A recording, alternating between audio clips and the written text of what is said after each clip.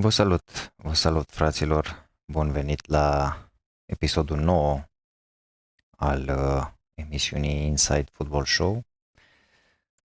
Vom discuta despre ce s-a întâmplat în acest weekend în fotbal. Au fost foarte multe meciuri și vom trece așa în revistă prin campionatele, ce s-a întâmplat în campionatele importante. Hai să începem cu Inglaterra, cu Anglia. Leeds a câștigat acasă cu West Ham, Newcastle la fel, victoria acasă cu cei de la Fulham. Chelsea a fost învinsă de Sunderland, o echipă care mie îmi place foarte mult, Sunderland, și nu prin prisma acelui serial de pe Netflix, dar totuși o echipă care arată calitate, iată, neavând jucători foarte importanți, să zic. Deci, o victorie foarte importantă pentru Sunderland.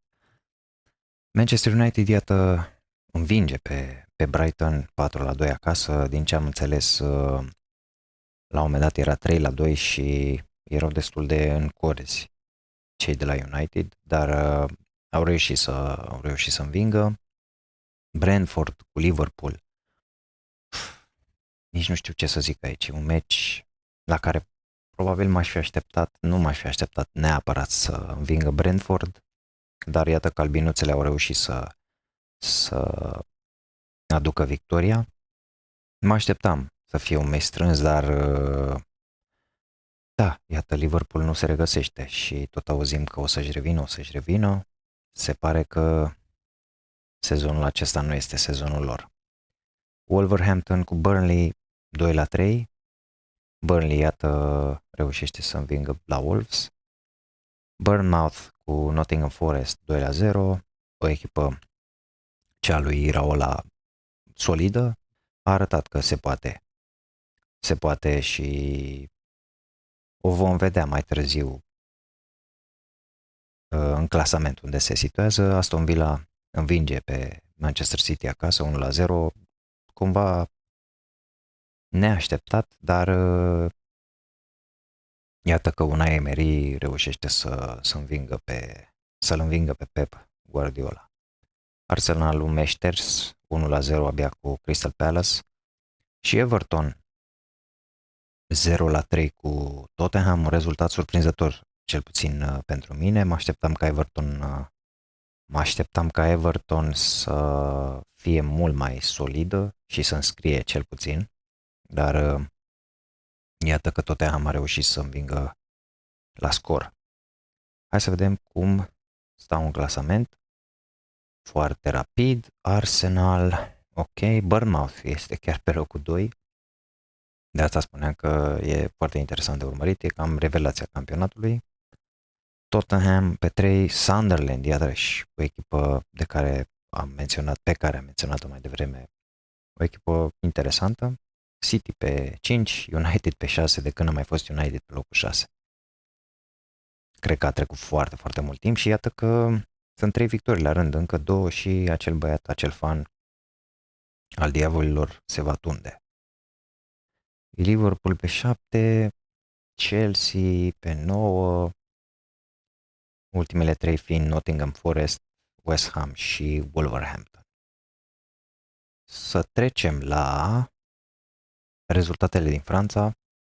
Paris FC a pierdut acasă cu Nantes, PSG a reușit să câștige indiscutabil la Brest, Monaco 1-0 abia cu Toulouse, Lens cu Marseille 2-1, meci greuț pentru Marseille, dar iată că au pierdut acest meci de la Lens. Lille cu Metz 6-1, Nice reușește să învingă în deplasare la Rennes, Auxerre pierde acasă cu Le Havre, Angers 2-0 cu Lorient și Lyon reușește să învingă acasă pe Strasbourg. În clasament, PSG pe primul loc, Lens, iată, trece pe 2, Marseille pe 3, Lyon, Lille, Monaco, următoarele 3 echipe.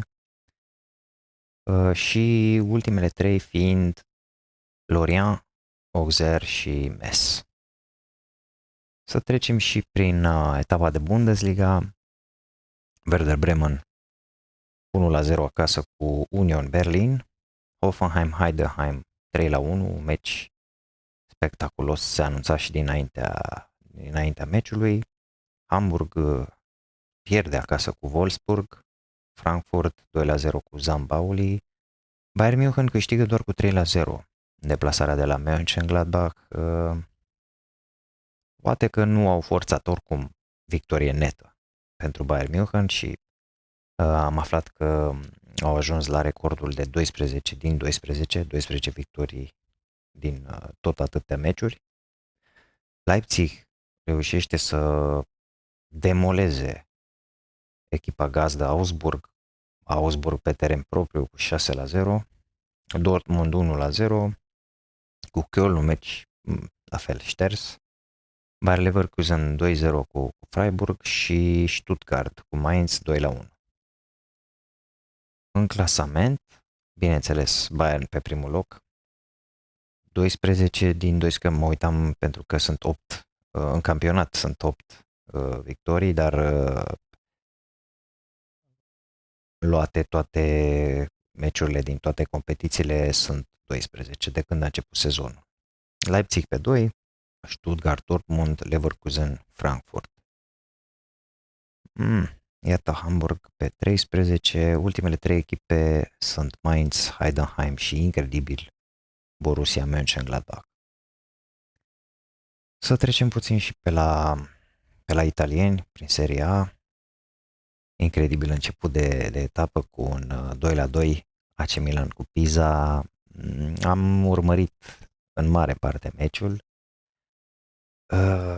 Milan a fost salvată de un gol al unui fundaș. N-am reținut exact cum îl cheamă, dar e incredibil. Au jucat foarte, foarte, foarte slab acest meci. Bine, toate echipele care vin pe San Siro se apără și joacă pe contraatac. A avut și câteva momente bune Pisa, dar iată că au luat un punct foarte, foarte important pentru ei. Udineze învinge pe Lecce acasă 3-2, Parma cu Como 0-0, Napoli cu Inter, iată că Cristi Chivu suferă prima înfrângere după acea serie bună de victorii. Iată pierde la Napoli. Nu știu dacă este sfârșitul lumii pentru Inter, atâta timp cât ei vor juca bine în continuare și vor acumula puncte, pe Napoli nu o văd atât de solidă încât să fie iar pretendentă, sau mă rog, pretendentă este, dar nu o văd atât de solidă încât să ia din nou campionatul. De Bruyne s-a accentat după ce a bătut un penalti, deci sunt ceva probleme și acolo. Cremoneze, Atalanta 1-1, iată Atalanta o duce rău, cel puțin în ultima perioadă. Torino Genoa 2-1, Verona Cagliari 2-2, Sassuolo cu Roma 1-0, meci foarte slab și o victorie chinuită a celor de la Roma. Fiorentina cu Bologna 2-2 și Lazio Juventus 1-0, meciul care l-a demis pe Igor Tudor de la Juventini. Hai să vedem și clasamentul. Napoli pe primul loc, Roma pe 2, AC Milan pe 3, Inter pe 4, la doar 3 puncte de lideri. Bologna, Como, Atalanta foarte multe egaluri, cel puțin în ultimele 5 meciuri. Juventus, o echipă foarte, foarte slabă, deci pe bună dreptate l-au dat afară pe Igor Tudor. Lazio, iată, a mai urcat un pic în clasament, începuse foarte, foarte prost campionatul. Ultimele 3 fiind Fiorentina, care are un început îngrozitor, Pisa și Genoa, domnului Șucu. Să trecem prin La Liga și etapa a început cu un Sociedad Sevilla, scor 2-1 pentru basci. Nu știu ce să spun despre acest meci. Sevilla, după victoria cu Barcelona, a dat impresia că poate urca mai mult în clasament și poate fi o echipă mult mai solidă decât este sau decât a fost percepută sezonul trecut. Iată că pierde iarăși, după ce a pierdut cu Mallorca, Girona Oviedo 3-3, Espanyol cu Elche 1-0, Athletic Bilbao Getafe 0-1, iară un rezultat prost pentru Bilbao. Valencia Villarreal 0-2, era pe undeva de așteptat această victoria lui Villarreal. Mallorca Levante 1-1, marele El Clasico despre care s-a vorbit atât de mult și, mă rog, se vorbește pentru că este un El Clasico până la urmă, despre toate se vorbesc. Au fost nenumărate declarații și bine, pe bună dreptate Yamal i-a făcut pe cei de la Real hoți, că fură. În fine, chestii întâlnite des înaintea derbiurilor, poate nu atât de vocale, dar Carvajal anunțând și el că o să-i arate el lui Yamal, o să vorbească cu el. În fine, a fost un meci slăbuț. Bine, două echipe slăbuțe, Barcelona și Real Madrid. Am menționat și, cred că în episodul trecut sau acum două episoade, că sunt două echipe slăbuțe care nu arată cum ar trebui să arate sau cum și-ar fi imaginat lumea că ar fi putut să arate sau că ar trebui să arate în acest sezon. Da, până la urmă, chiar dacă s-au marcat 3 goluri, a fost un meci haotic, penaltiuri, au fost goluri anulate, un cartonaj roșu obținut de Pedri, mă rog, spre final, dar meci slăbuț față de alte El Clasico pe care le-am mai urmărit în trecut și pe care știm cu toții spectacolul ce se oferea atunci. Până la urmă, Realul, da, din punctul meu de vedere, pleca favorită și iată că a reușit să ia cele 3 puncte. Și Xavi Alonso, chiar dacă a fost înjurat ca la ușa cortului de Vinicius, după ce a fost scos, își menține aceeași idee, aceeași tactică de joc, filozofie, încearcă să fie eficient și cred că pe undeva îi reușește.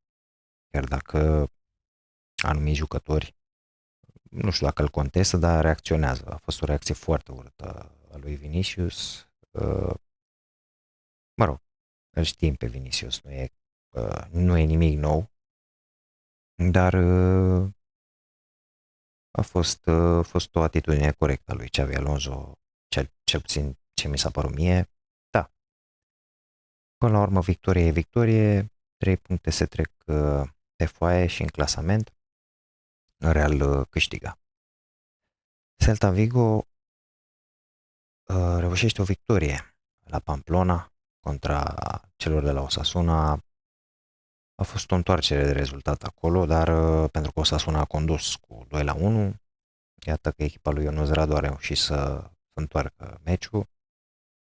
Rayo Vallecano Alavés 1-0, un gol spre final pentru Vallecano și aseară am urmărit Betis cu Atletico Madrid. Golurile s-au marcat în prima repriză, 2-0, mă așteptam la o replică a celor de la Betis, care n-a venit.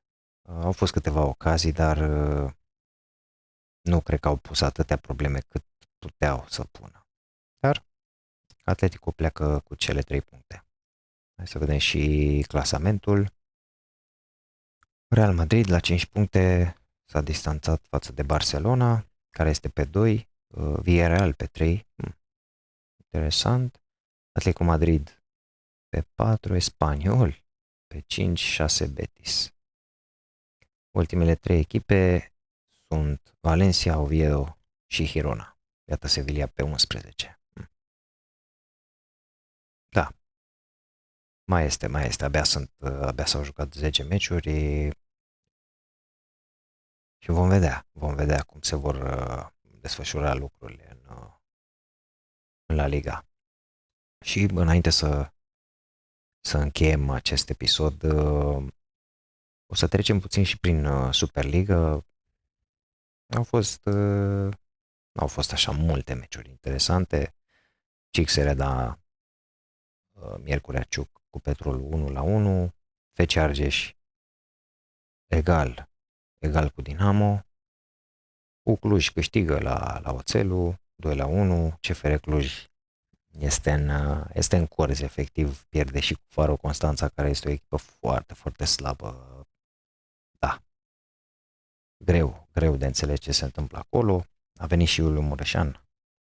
Vom vedea dacă cei de la CFR își vor reveni, dar cred că anul ăsta o să joace în play-out.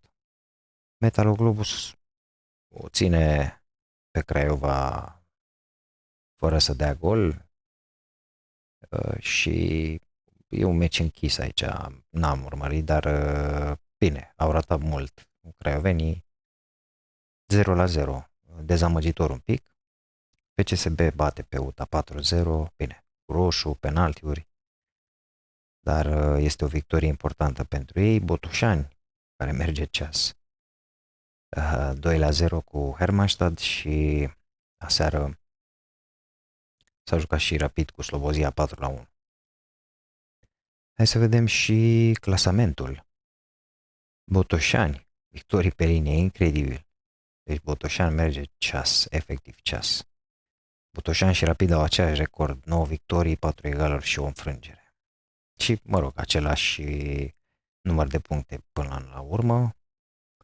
Craiova pe 3, Dinamo pe 4, FC Argeș, Oțelu, Faro, Slobozia, ok, FCSB abia pe 10. Bine, poate să prindă play-off-ul, nu e nicio problemă, CFR pe 13. Și aici mai sunt destule meciuri încât să ne facem o părere și încât să se schimbe clasamentul. Și, fraților, cu asta fiind spuse, o să încheiem aici acest episod. Vă mulțumesc pentru urmărire. Dacă v-a plăcut, dați un like, subscribe la canal și comentați. Spuneți-vă părerea în comentarii, cum credeți sau cum vedeți că